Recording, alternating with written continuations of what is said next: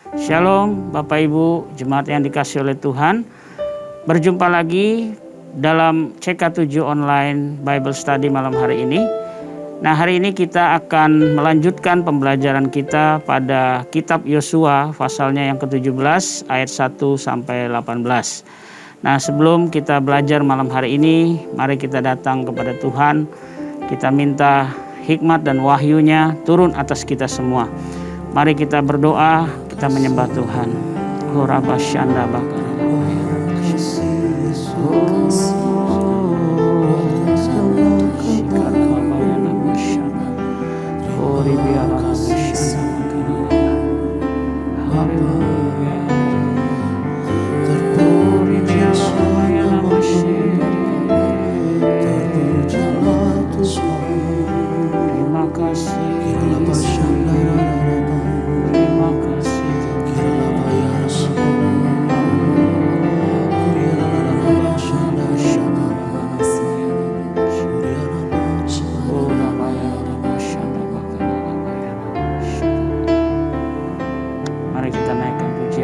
Sama-sama. Haleluya.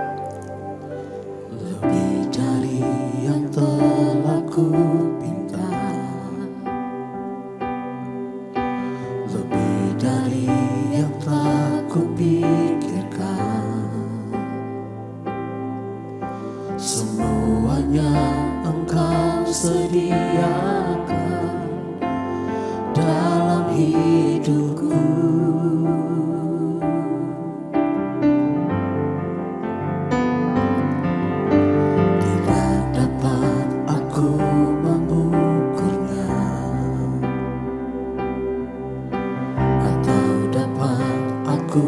Menghitungnya,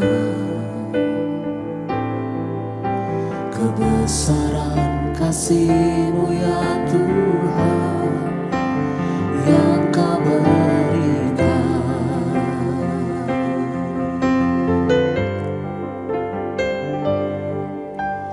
Ku bersyukur padamu, Kau Tuhan yang mengasihiku. Kaulah jaminan hidupku, hati-Mu ada bagiku. Ku bersyukur padamu, Kau Tuhan yang mengasihiku. Kau jadikan hidup ini lebih indah dan lebih berharga.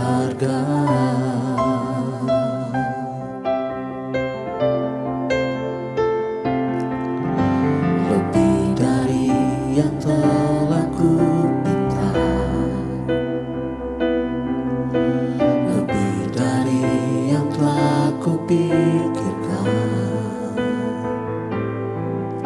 semuanya Engkau sediakan dalam hidupku.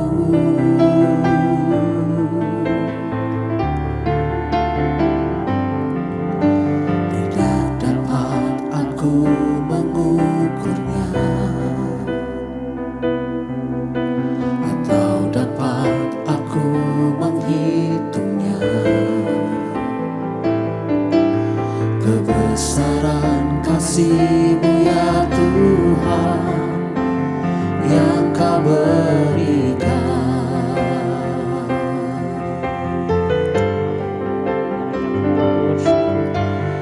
Ku bersyukur padamu,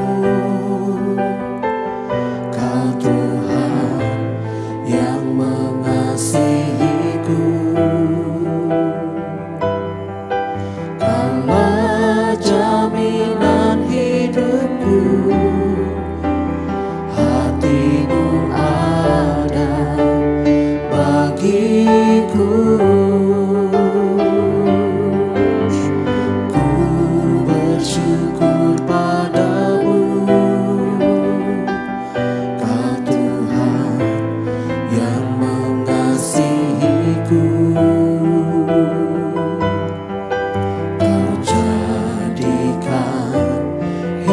hidup ini lebih indah dan lebih berharga.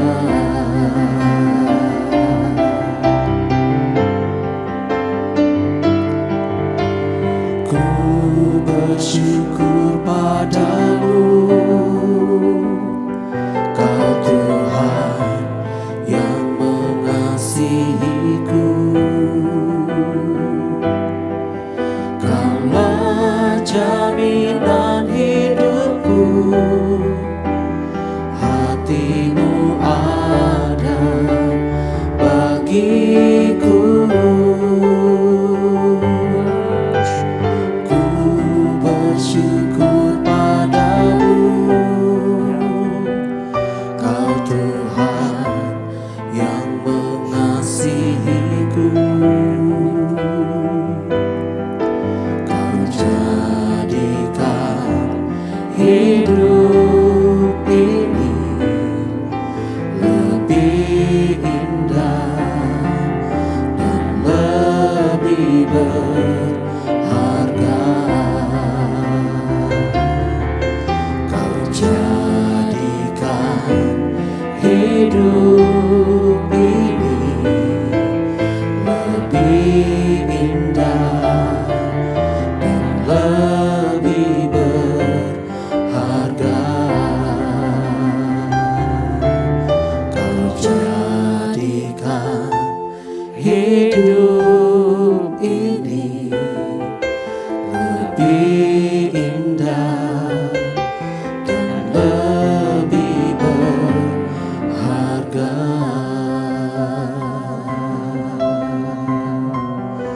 Kami bersyukur, kami bersyukur, Di matamu bersyukur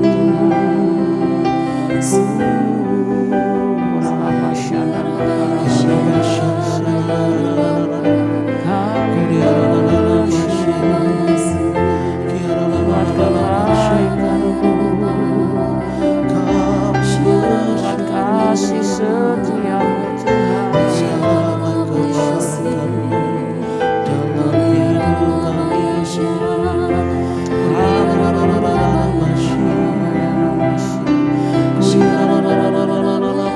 Terima kasih.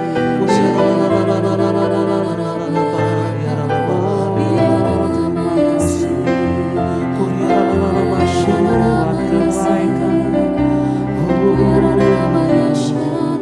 buat kasih setiamu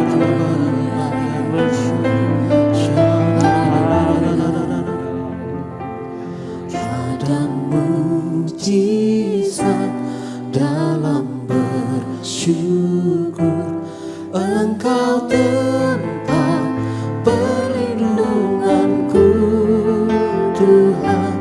Imanku tetap teguh dalam-Mu. Ku menang, ku menang. Ada mujizat dalam bersyukur. Engkau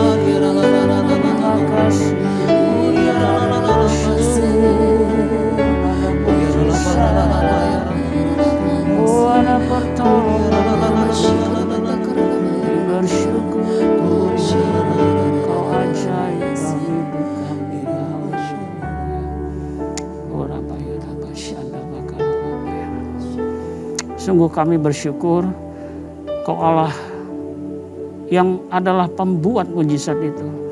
Kami bersyukur karena Engkau Tuhan setia di dalam kehidupan kami.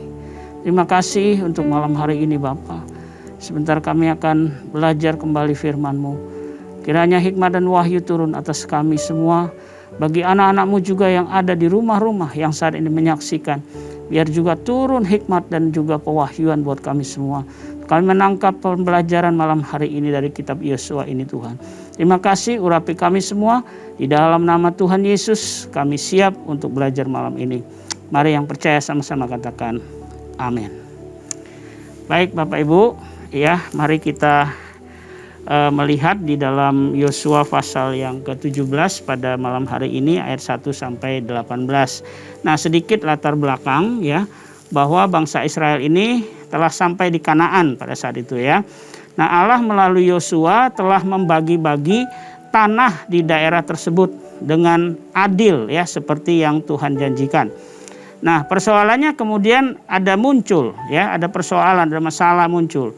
Yang pertama adalah perwakilan dari Bani Yusuf itu merasa tanah yang mereka tempati itu tidak dapat menampung jumlah suku mereka yang cukup banyak ya.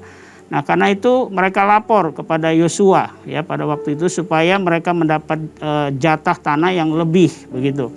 Nah, itu yang pertama persoalan. Yang kedua, ada wilayah di daerah Isakar dan Asyer yang juga kepunyaan suku Manase tetapi tidak bisa diduduki karena apa? Karena orang Kanaan itu berhasil tetap diam di negeri itu. Nah, dua persoalan ini yang nanti kita akan lihat di dalam Alkitab kita ya. Mari kita baca dulu Yosua pasal 17 ayat 1 sampai 18 ya. Demikianlah firman Tuhan. Bagian undian yang ditentukan bagi suku Manase sebab dialah anak sulung Yusuf ialah demikian. Kepada Mahir anak sulung Manasye bapa Gilead telah diberikan Gilead dan Basan karena ia seorang tentara. Jadi bagian itulah yang ditentukan bagi anak-anak Manasye dan yang lain menurut kaum-kaum mereka, yakni bagi Bani Abiezer, Bani Helek, Bani Asril, Bani Sikem, Bani Hefer, dan Bani Semida. Itulah keturunan yang laki-laki dari Manasye bin Yusuf menurut kaum-kaum mereka. Tetapi Jehavehat dan bin Hefer bin Gilead bin Mahir bin Manasye tidak mempunyai anak laki-laki, tetapi hanya anak perempuan. Inilah anak-anaknya itu: Makla, Noah, Hogla, Milka, dan Tirza. Mereka datang menghadap Imam Eleazar dan menghadap Yosua bin Nun serta para pemimpin dan berkata, Tuhan telah memerintahkan kepada Musa untuk memberikan milik pusaka kepada kami di tengah-tengah saudara kami. Sebab itu diberikannya kepada mereka milik pusaka di tengah-tengah saudara-saudara ayah mereka sesuai dengan titah Tuhan. Demikianlah kepada suku Manasye jatuh 10 bidang tanah selain dari tanah Gilead dan Basan yang di seberang Yordan. Sebab anak-anak perempuan Manasye telah menerima milik pusaka di tengah-tengah anak-anaknya laki-laki, sedang tanah Gilead ditentukan bagi anak-anak lelaki Manasye yang lain. Jadi batas daerah Manasye ialah dari Asyer ke Mikmetat yang di sebelah timur Sikem. Kemudian batas itu terus ke selatan ke daerah penduduk En Tapua. Tanah Tapua adalah kepunyaan suku Manasye, tetapi kota Tapua dekat batas daerah Manasye adalah kepunyaan Bani Efraim. Kemudian batas itu turun ke Sungai Kana, ke sebelah selatan sungai itu. Kota-kota di sana adalah kepunyaan suku Efraim, sekalipun di tengah-tengah kota-kota suku Manasye. Selanjutnya, batas daerah Manasye itu lewat dari sebelah utara sungai itu dan berakhir ke laut. Ke selatan daerah itu kepunyaan suku Efraim dan ke utara kepunyaan suku Manasye. Batasnya ialah laut di sebelah utara batas daerah itu menyinggung daerah Asyer, di sebelah timur menyinggung daerah Isakar. Tetapi di daerah Isakar dan Asyer ada juga kepunyaan suku Manasye, yakni Bet-Sean dengan segala anak kotanya, Yibleam dengan segala anak kotanya, penduduk Dor dengan segala anak kotanya, penduduk Endor dengan segala anak kotanya, penduduk Tanak dengan segala anak kotanya, dan penduduk Megido dengan segala anak kotanya, yakni ketiga daerah bukit itu. Tetapi Bani Manasye tidak dapat menduduki kota-kota itu, sebab orang Kanaan berhasil untuk tetap diam di negeri itu. Setelah orang Israel menjadi kuat, orang Kanaan itu dibuatnya menjadi orang Rodi, tetapi tidaklah sama sekali mereka itu dihalaunya.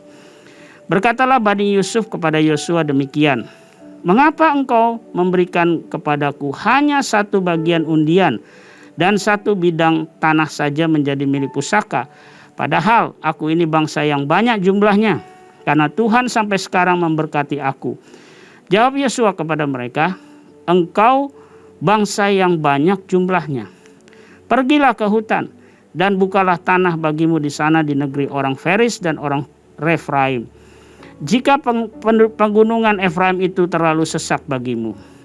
Kemudian berkatalah Bani Yusuf, "Pegunungan itu tidak cukup bagi kami, dan semua orang Kanaan yang diam di dataran itu mempunyai kereta besi, baik yang diam di Bet-Sean dengan segala anak kotanya maupun yang diam di lembah Yizreel."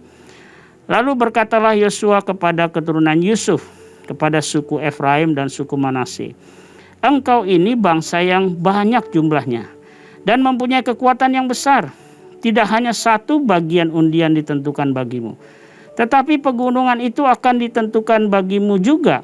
Dan karena tanah itu hutan, haruslah kamu membukanya, kamu akan memilikinya sampai kepada ujung-ujungnya. Sebab kamu akan menghalau orang Kanaan itu, sekalipun mereka mempunyai kereta besi dan sekalipun mereka kuat." Ya, nah Bapak Ibu, di sini kita akan coba pilah ya beberapa poin penting ya dari ayat 1 sampai 12 dulu ya. Ini berbicara mengenai pembagian tanah suku Manasye ya. Mereka mendapatkan 10 bidang tanah, yaitu dari Asyer ke Mikmetat yang di sebelah timur Sikem, kemudian batas itu terus sampai ke selatan ke daerah penduduk En Tapuah namanya. Nah, Bani Yusuf atau Manasye ini komplain ya, mereka pergi dan berbicara kepada Yosua tadi dikatakan. Ya, mereka minta wilayahnya diperluas karena mereka banyak, jadi sudah nggak cukup katanya. Ya, nah tetapi di ayat 17-18 Yosua sebenarnya mengingatkan ya bahwa tanah warisan atau tanah perjanjian dijanjikan Tuhan itu nggak gratis, itu harus direbut dan diduduki semua, itu perintahnya gitu ya. Tetapi tadi kita lihat ya, orang Israel ada yang nggak taat ya. Setelah mereka jadi kuat, orang-orang Israel bukannya langsung menuntaskan semuanya, ya dihalau semuanya, tetapi justru mereka menjadikan apa? Orang-orang penduduk asli itu jadikan kerja rodi. Nah, ini sebenarnya bukan yang diperintahkan Tuhan. Ya, jadi di sini ada ketidaktaatan. Nah, ini sangat penting bagi kita kalau kita mau merebut janji Tuhan itu, kita harus taat ya kepada perintah Tuhan. Nah, kemudian di ayat yang ke-17 sampai 18 di situ kepada suku Efraim dan Manasye Yosua memberikan tantangan. Ya, Yosua menjawab nih ya. Tapi dia bukan menjawab boleh atau tidak atau diberikan atau tidak, tetapi dia memberikan tantangan. Dia bilang gini, engkau ini kan bangsa yang jumlahnya banyak besar ya dan mempunyai kekuatan besar. Tidak hanya satu bagian dikatakan di situ ditentukan bagi dia ya, tetapi ada pegunungan Bapak Ibu ya, ada pegunungan itu juga ditentukan. Tapi karena itu hutan, mereka diminta oleh Yosua untuk membukanya ya, untuk berani merebut gitu ya, membuka hutan itu ya. Dan dikatakan di situ bahwa walaupun orang Kanaan itu punya kereta besi, tapi Yosua tetap bilang, kamu juga punya kekuatan. Dan kekuatan itu saya percaya bukan kekuatan manusia, tapi itu kekuatan dari Tuhan. Ya, karena itu inilah kesalahannya nih, ya, dari orang Israel. Orang disuruh dituntaskan, dihalau semua, diduduki, tetapi dia melanggar. Nah, apa yang kita bisa belajar ya dari kitab Yosua pasal 17 ini? Ada dua hal yang sangat penting. Yang pertama, menerima dan meresponi janji Tuhan itu adalah dua hal yang berbeda. Ya, jika kita menerima tapi kita nggak meresponi, itu nggak akan bisa dapat. Ya, itu berbeda sekali. Nah, makanya kalau kita menerima janji Tuhan, kita harus meresponinya, sehingga setiap janji Tuhan itu pasti kita dapat genapi, dapat kita raih gitu ya. Nah, kita harus melihat begini Bapak Ibu, kita harus belajar melihat janji Tuhan itu seperti Yosua. Yosua melihat janji Allah itu dari pandangan imannya, kepercayaannya kepada Allah. Ya, nah ini penting untuk mendapatkan, memperoleh semua janji Tuhan dalam hidup kita. Kita harus belajar melihatnya dari kacamata iman. Ya, nah yang terakhir sebagai statement bilang begini ya, untuk mendapatkan berkat dan janji Tuhan itu tidak selalu gratis. Kita perlu usaha. Usahanya apa? Harus ada iman. Yang pertama. Ya, yang kedua, harus ada ketaatan. Jangan seperti orang Israel. Ya, sudah disuruh tuntaskan semua, tapi dia tidak tuntaskan semua. Setengah-setengah taat begitu. Ya, ini bahaya. Banyak orang Kristen hari-hari ini cuman setengah-setengah taat. Harusnya kita taat total sepenuhnya kalau kita mau dapat janji Tuhan. Ya, kiranya firman ini bisa memberkati kita pada malam hari ini. Ya, ada dua hal tadi yang penting. Ya, yang pertama kita meresponi janji Tuhan ya dengan iman, ketaatan, dan juga ada usaha. Ini penting. Ya, boleh bermalas-malasan. Kita harus rebut apa yang menjadi janji Tuhan dalam hidup kita. Karena setan akan selalu mengintimidasi kita, ya, membatasi kita, membatasi janji Tuhan. Tetapi kita orang yang percaya, kita punya iman, tidak bisa dibatasi oleh apapun. Karena iman kita itu, ya, di dalam Kristus, di dalam firman, itu bisa menjadikan yang tidak ada menjadi ada. Mari saya undang kita berdoa sama-sama ya. Kita sepakat malam hari ini di rumah-rumah. Ayo kita tundukkan kepala. Saya mau berdoa buat kita semua malam hari ini.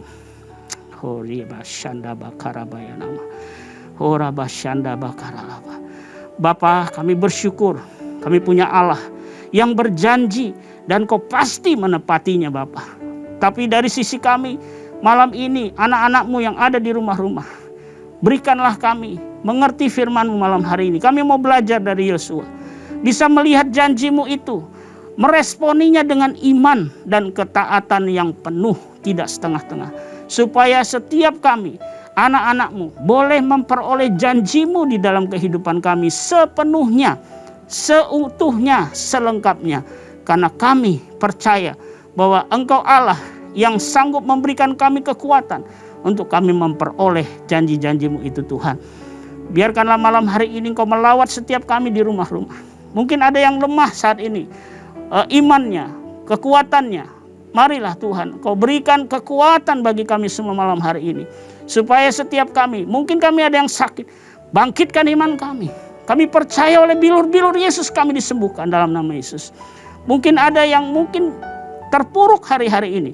Mungkin ada yang hari-hari ini stres, terdesak oleh kebutuhan-kebutuhan. Kami berdoa, Engkaulah Tuhan yang menyempurnakan segala sesuatu. Engkaulah Allah yang menyediakan segala sesuatu bagi kami. Karena itu Bapa, tolong anak-anak-Mu malam hari ini. Berkati mereka, beri kekuatan, berikan iman dan juga ketaatan penuh bagi kami. Supaya malam hari ini terjadi mujizat dalam hidup kami. Apa yang menjadi janji Tuhan, Tuhan buka dan Tuhan berikan kami kekuatan untuk kami memperoleh semuanya itu. Terima kasih Bapa, di dalam nama Tuhan Yesus.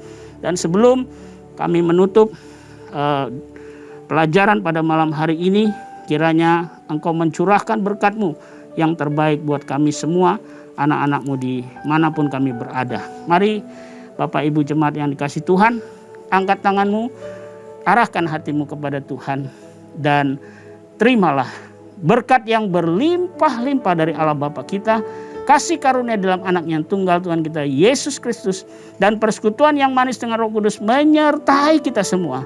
Mulai saat ini sampai Maranatha, Tuhan Yesus yang berjanji dia akan datang kembali. Dia pasti akan datang kembali untuk menjemput kita semua di awan-awan yang permai, bahkan untuk selama-lamanya. Mari kita yang percaya dan diberkati Tuhan sama-sama katakan amin. Selamat malam, selamat beristirahat. Kiranya Tuhan memberkati kita semua. Amin.